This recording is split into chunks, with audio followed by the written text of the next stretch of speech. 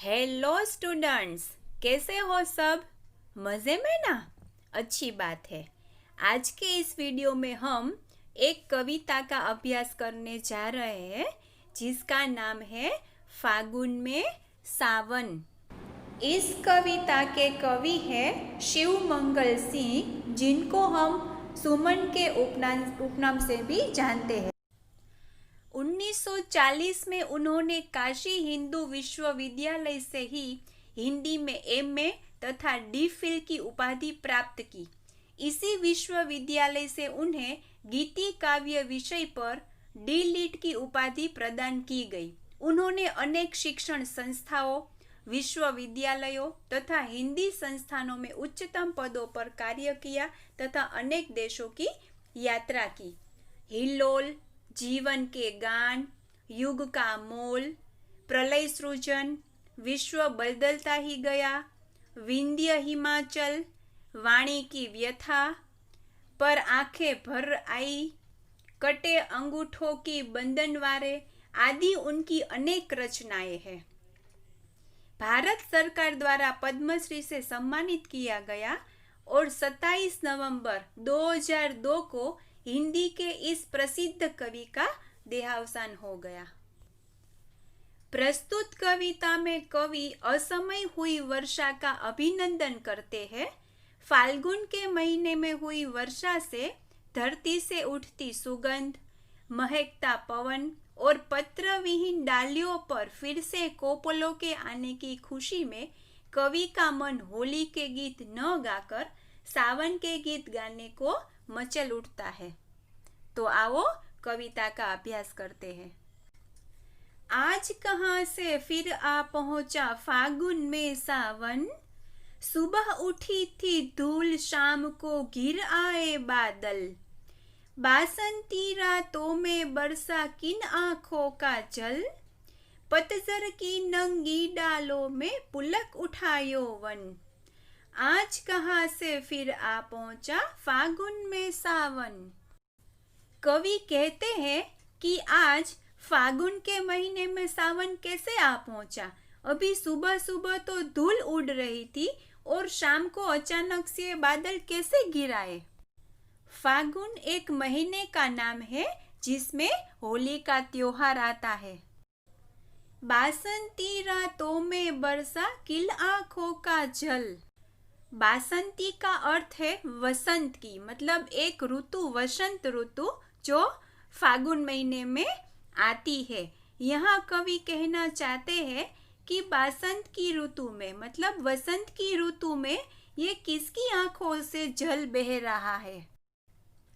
पतझर की नंगी डालों में पुलक उठा यौवन, आज कहाँ से फिर आ पहुंचा फागुन में सावन।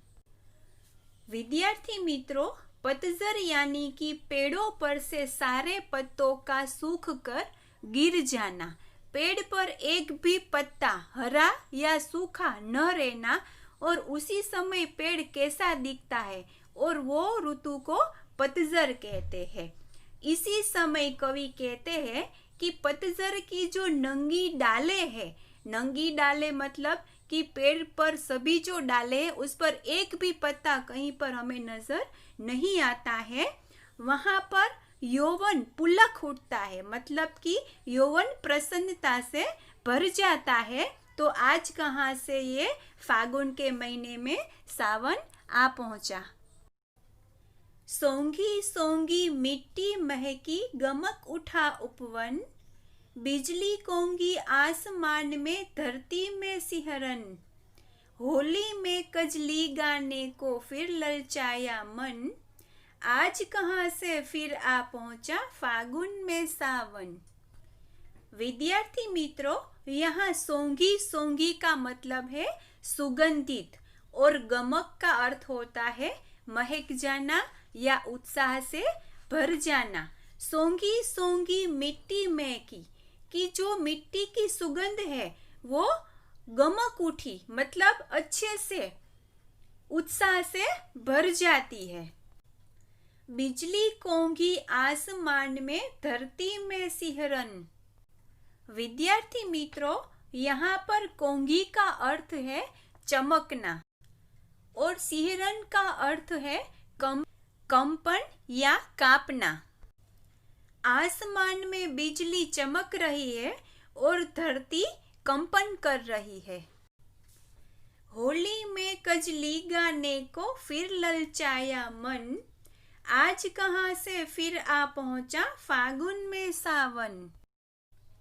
विद्यार्थी मित्रों, कजली का अर्थ है बरसात में गाए जाने वाले गीत। तो यहाँ कवि कहना चाहते हैं कि होली में जो फागुन महीने में होली के गीत गाए जाते हैं, उनकी जगह आज होली में मुझे कजली के यानी बरसात के मौसम में जो गीत गाते हैं वो गाने को मन ललचा रहा है। ये आज कैसा मौसम आ गया कि फागुन में सावन आ गया।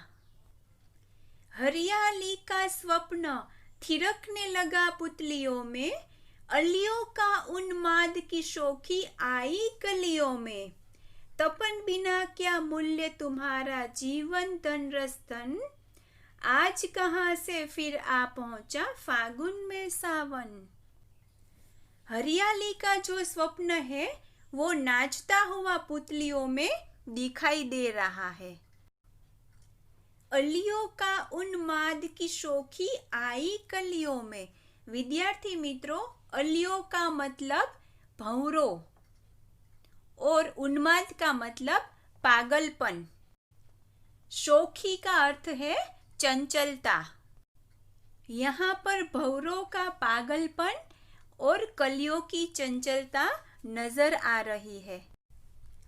तपन बिना क्या मूल्य तुम्हारा जीवन धन रस धन। विद्यार्थी मित्रों, यहाँ तपन का अर्थ है गर्मी और धन का मतलब है बादल। कवि कहना चाह रहे हैं कि तपन के बिना तुम्हारा क्या मूल्य है। उसका अर्थ है कि अगर गर्मी नहीं है तो तुम्हारा क्या अर्थ है। अगर गर्मी नहीं होगी तो बादल किस तरह बनेंगे और वे सावन के रूप में किस तरह बरसेंगे। आज कहाँ से फिर आ पहुंचा फागुन में सावन। फिर से कवि कहना चाह रहे हैं कि ये फागुन के महीने में सावन कैसे आ पहुंचा। तो विद्यार्थी मित्रों, कैसी लगी ये कविता फागुन में सावन।